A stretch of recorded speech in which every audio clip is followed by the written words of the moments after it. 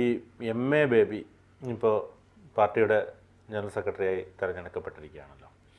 സ്വാഭാവികമായും അദ്ദേഹത്തിന് ഒരുപാട് നാളായി അദ്ദേഹം ഒന്നും ആവാതെ പിണറായി ഫ്രീസറിൽ വെച്ചിരുന്നൊരു വ്യക്തിയാണ്.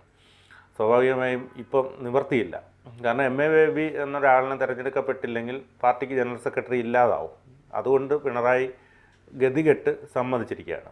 പക്ഷേ പിണറായി പറയുന്നതിനപ്പുറം പുള്ളിക്ക് ചലിക്കാൻ പറ്റില്ല. ആ രീതിയിലാണ് പുള്ളിയുടെ പ്രവർത്തനം. അതൊരു കമ്മ്യൂണിസ്റ്റ് പാർട്ടിയെ സംബന്ധിച്ചിടത്തോളം ഒരു ഗതികെട്ട അവസ്ഥയെന്ന് തന്നെ പറയേണ്ടി വരും. കാരണം ഒരു കേരള മുഖ്യമന്ത്രി തീരുമാനിക്കും പാർട്ടി ജനറൽ സെക്രട്ടറി എന്ത് പറയണമെന്ന്. അത്ര ഗതികെട്ട അവസ്ഥയിലേക്ക് കമ്മ്യൂണിസം പൊയ്ക്കൊണ്ടിരിക്കുകയാണ്. അതുകൊണ്ടാണ് അദ്ദേഹം ഇപ്പോൾ വെളിവ് കെട്ട് യേശുക്രിസ്തു ഇന്ന് ജീവിച്ചിരുന്നെങ്കിൽ പാർട്ടിയുടെ ജനറൽ സെക്രട്ടറി ആയേനെ എന്നൊക്കെ പറയുന്നത് അദ്ദേഹത്തിന് വിഭ്രാന്തിയായിപ്പോയി. കാരണം ഇനിയിപ്പം പിണറായി പറയാതെ ചലിക്കാൻ പറ്റത്തില്ല. രാവിലെ എഴുന്നേൽക്കുന്നുണ്ടെങ്കിൽ പിണറായിയുടെ പടം തൊട്ട് തൊഴുതിട്ടാണ് പുള്ളി എഴുന്നേറ്റ് വരുന്നത്. അതുകൊണ്ടാണ് ഇത്തരത്തിൽ വിഭ്രാന്തമായ ഇത് പറയുന്നത്. അദ്ദേഹം ഒരുപാട് വായിക്കുകയൊക്കെ ചെയ്യും. അതുകൊണ്ട് അത് വേറൊരു തലത്തിൽ അദ്ദേഹം എത്തിക്കാണും. കാരണം ഒരു അധികാരം കിട്ടിയിട്ടൊന്നും ചെയ്യാൻ പറ്റുന്നില്ല. എന്ത് പറയുന്നു അതിനെക്കുറിച്ച്? അതായത് സാധാരണഗതിയിൽ CPM സംവിധാനം എന്ന് പറയുന്നത്, കമ്മ്യൂണിസ്റ്റ് പാർട്ടിയുടെ സംവിധാനം എന്ന് പറഞ്ഞു കഴിഞ്ഞാൽ ലെനിനിസ്റ്റ് സംഘടനാ തത്വത്തിൻ്റെ അടിസ്ഥാനത്തിലാണ് പ്രവർത്തിക്കുന്നത്. ലെനിനിസ്റ്റ് സംഘടനാ രീതിയുണ്ട്. എങ്ങനെയാണ് ഒരു കമ്മ്യൂണിസ്റ്റ് പാർട്ടി പ്രവർത്തിക്കേണ്ടത്, അതിൻ്റെ ചിട്ടവട്ടങ്ങൾ എങ്ങനെയാണ്, കേഡർ സംവിധാനം എങ്ങനെയാണ്, മുകളിൽ നിന്ന് താഴേക്കുള്ള സംഘടനാ ക്രമത്തിനെ വരെ തീരുമാനിക്കുന്നുണ്ട്. അതായത് CPIയിൽ നിന്ന് CPM രണ്ടായി പിളർന്നു വന്നപ്പോൾ അവരാദ്യം ഉണ്ടാക്കിയത് പോയി ബ്രാഞ്ച് കമ്മിറ്റി തുടങ്ങുകയല്ല ചെയ്തത്. ആദ്യം പോളിറ്റ് ബ്യൂറോ സെൻട്രൽ കമ്മിറ്റിയൊക്കെ തുടങ്ങിയിട്ട് അതിന് താഴോട്ടാണ് കമ്മിറ്റികൾ രൂപീകരിക്കുന്നത്. അതാണ് CPMൻ്റെ രീതി. അതായത് മുകളിൽ നിന്ന് താഴോട്ടാണ് അവരുടെ നിർദ്ദേശ കൈമാറ്റം. ഒരിക്കലും താഴെ നിന്ന് മുകളിലേക്കല്ല. ആ ഒരു രീതിയാണ്. അത് നേതൃത്വം എങ്ങനെ തീരുമാനിച്ച് എങ്ങനെ താഴെ നടപ്പിലാക്കണം എന്നുള്ളത്. ഒട്ടുമിക്ക പാർട്ടികളിലും അങ്ങനെയൊക്കെ തന്നെ ആയിരിക്കുമെങ്കിലും ഒരു സ്വയം നിയന്ത്രിത അധികാരം ചില പാർട്ടികൾക്ക് സംസ്ഥാനങ്ങളിലും ഒക്കെ കൊടുക്കും. പക്ഷേ CPMന് അങ്ങനെ ഒരു പതിവില്ല.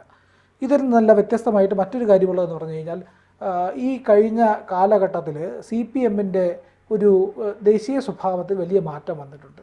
കാരണം മുൻപ് ബംഗാൾ ലോബി നിയന്ത്രിച്ചു കൊണ്ടിരുന്നതാണ് CPMനെ. ബംഗാൾ തൃണമൂൽ ലോബികൾക്ക് വലിയ ആ വിഭാഗങ്ങൾക്ക്, ആ ഭാഗങ്ങളിൽ നിന്ന് വരുന്നവർക്ക് വലിയ സ്വാധീനമുണ്ടായിരുന്നു. പണ്ട് പഞ്ചാബിൽ നിന്ന് വരെ പാർട്ടിക്ക് അധികാരമുണ്ടായിരുന്നു. പല ഭാഗങ്ങളിലും ആന്ധ്രാപ്രദേശിൽ നിന്ന് വരെ CPMലേക്ക് നല്ല പ്രാതിനിധ്യം ഉണ്ടായിരുന്നു. ഒരു ഘട്ടം കഴിഞ്ഞപ്പോൾ ബംഗാളിൽ വൻ പരാജയമായി.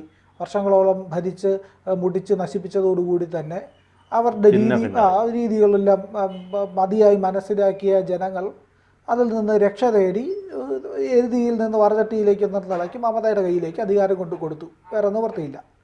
ഇനി പക്ഷേ അതും കഴിഞ്ഞിട്ട് CPMൻ്റെ അവസ്ഥ പോയത് കേരളത്തിലേക്കാണ്.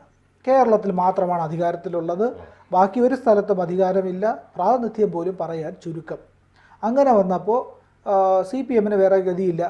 കേരളത്തിൽ നിന്ന് ആശ്രയിച്ചാലേ ഫണ്ട് വരുവുള്ളൂ, മറ്റു കാര്യങ്ങളുള്ളൂ, നിലനിൽപ്പ് തന്നെ. എങ്കിലും പ്രകാശ് കാരാട്ടിൻ്റെയും സീതാറാം യെച്ചൂരിയുടെയും കാലഘട്ടത്തിൽ പാർട്ടിയുടെ ജനറൽ സെക്രട്ടറിയുടെ ഒരു സ്വന്തം തീരുമാനത്തിന് വരികയുണ്ടായിരുന്നു. കാരണം സീതാറാം യെച്ചൂരി എന്ന് പറഞ്ഞു കഴിഞ്ഞാൽ പിണറായി പറഞ്ഞു കഴിഞ്ഞാൽ ഉടനടി അനുസരിക്കുന്നതല്ല, ഒരു വലിയവരെ കേൾക്കും. യെച്ചൂരി ശക്തമായ വിമർശനങ്ങൾ യെച്ചൂരി ഉന്നയിക്കുമായിരുന്നു. പ്രകാശ് കാരാട്ടില്ല. പ്രകാശ് കാരാട്ടിന് വിധേയനാണ്.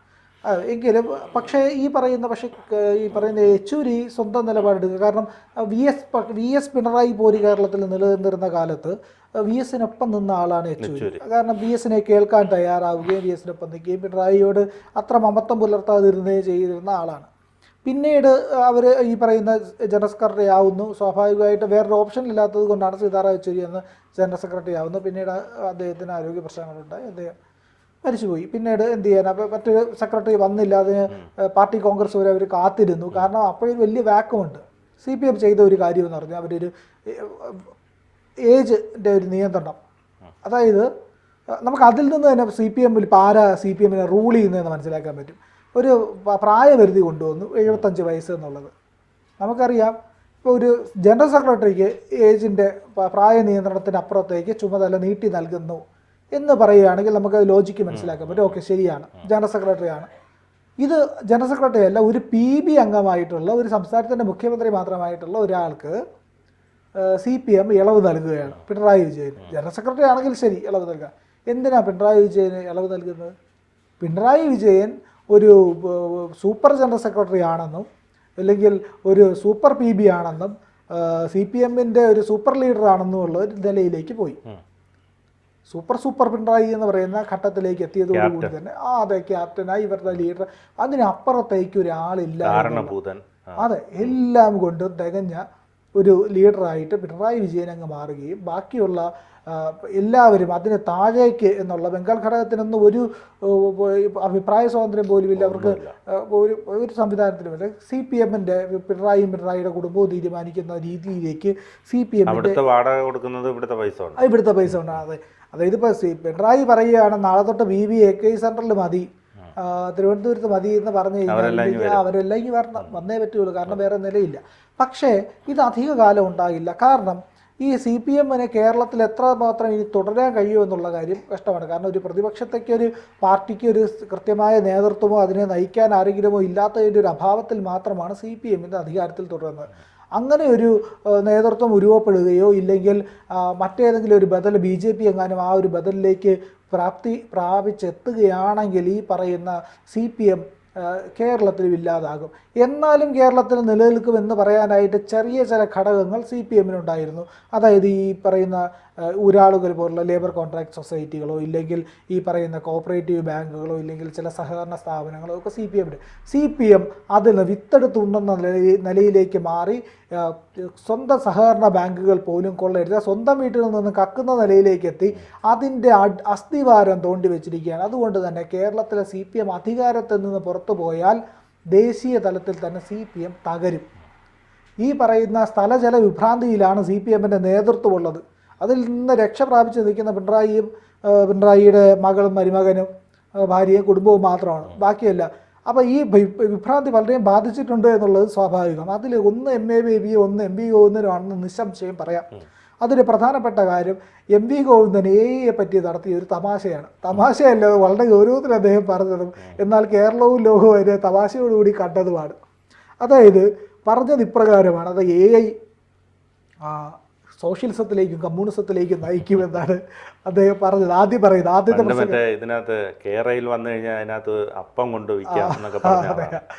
കൊണ്ടുവരുന്നത് വിൽക്കുന്നതും ഒക്കെയുള്ള ഇങ്ങനെ ഭാഗിക സങ്കല്പം. അവർ മലർപ്പൊടിക്കാൻ മൈക്കിനെ കുറിച്ചൊക്കെ പുള്ളി വളരെ ആധികാരികമായിട്ട് സംസാരിക്കും. അതെ, മൈക്കിന്റെ സാങ്കേതിക ഞാൻ ഈ ഇദ്ദേഹം പാർട്ടി സെക്രട്ടറി ആവുന്നതിന് മുമ്പ് ഇദ്ദേഹം മന്ത്രിയൊക്കെ ആയിരുന്നല്ലോ.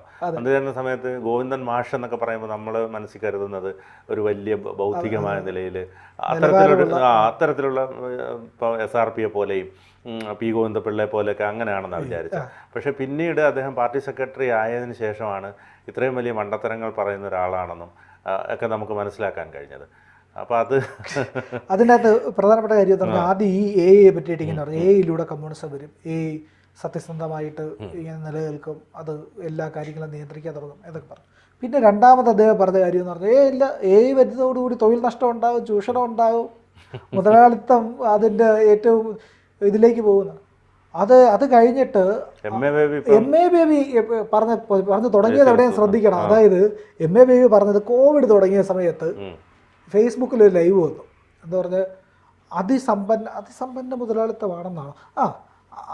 അതിമൂലധന കേന്ദ്രീകൃത വ്യവസ്ഥയെ തകർക്കാനായി കോവിഡിനെ ഉപയോഗിക്കണം എന്നൊക്കെ പറഞ്ഞുകൊണ്ടാണ് MA ബേബി. പിന്നെ ഈ MV ഗോവിന്ദൻ പറയുന്നത് പിന്നെയും എന്തെങ്കിലുമൊക്കെ ഒരു പാർട്ടിയുടെ അടിസ്ഥാനപരമായ തത്വങ്ങളിൽ എന്തെങ്കിലുമൊക്കെ കഴമ്പ് വെച്ചിട്ടായിരിക്കും. MA ബേബി ഒരു സ്യൂഡോ ബുദ്ധിജീവിയാണ്.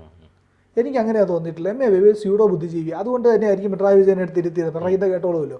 അപ്പോൾ ഈ പറഞ്ഞ MA ബേബി അന്ന് അതിഭീകര മൂലധനോ അങ്ങനെ എന്തോ ആണ് പറഞ്ഞത്, എനിക്ക് കൃത്യമായിട്ട് ഓർമ്മ വരുന്നില്ല. അതിനെ നിയന്ത്രിക്കാനായിട്ടുള്ള ഒരു കാലഘട്ടമാണ് ഈ കോവിഡ് കാലഘട്ടം. ഇപ്പോഴത്തെ ഏറ്റവും ലേറ്റസ്റ്റ് പറഞ്ഞെങ്കിൽ നടത്താം, ഈ യേശുക്രിസ്തു ജീവിച്ചിരുന്നുവെങ്കിൽ ഇപ്പോൾ കമ്മ്യൂണിസ്റ്റ് പാർട്ടിയുടെ തമാശ ഇതിനെ എന്ത് പറയാൻ, ഇതിനൊക്കെ എന്ത് മറുപടി കൊടുക്കാനാണ് എന്നുള്ളതാണ്. യേശുക്രിസ്തു CPM-ന്റെ ജനറൽ സെക്രട്ടറി ആകുമെന്നാണ് MA ബേബിയുടെ പരാമർശം. ശരി, വളരെ നല്ലത്.